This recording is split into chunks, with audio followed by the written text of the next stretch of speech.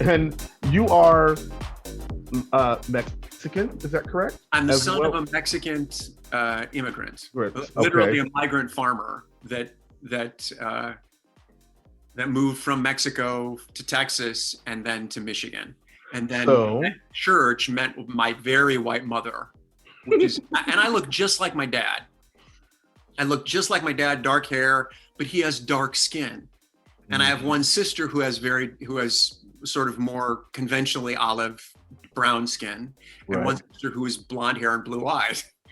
And then Wow. me. And so we've as a trio, as my family, we have this very strange experience of, especially in the year that we've lived through, talking with my sister Jody, who has a darker complexion and looks Mhm. more conventionally Latino, or what we think Right. of, some of the experiences that she shared with me in this time of bigotry being in your face Yeah. is unacceptable.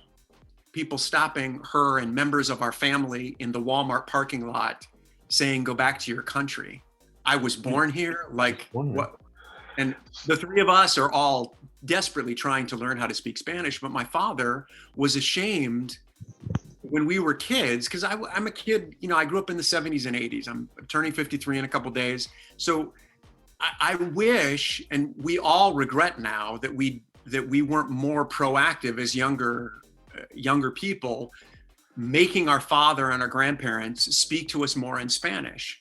And now my father is a fluent Spanish speaker. He makes his living in the Michigan court system as a translator and helping people maneuver through the system to emigrate legally from Mexico and other Latin American countries. It really consumes a big chunk of our life.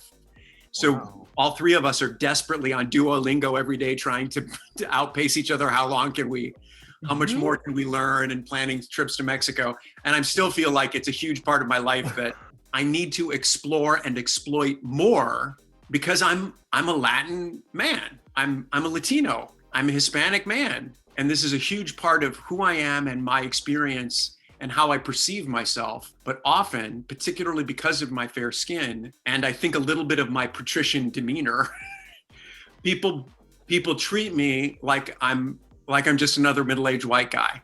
And Right. that's their own perception. And I'm like, okay,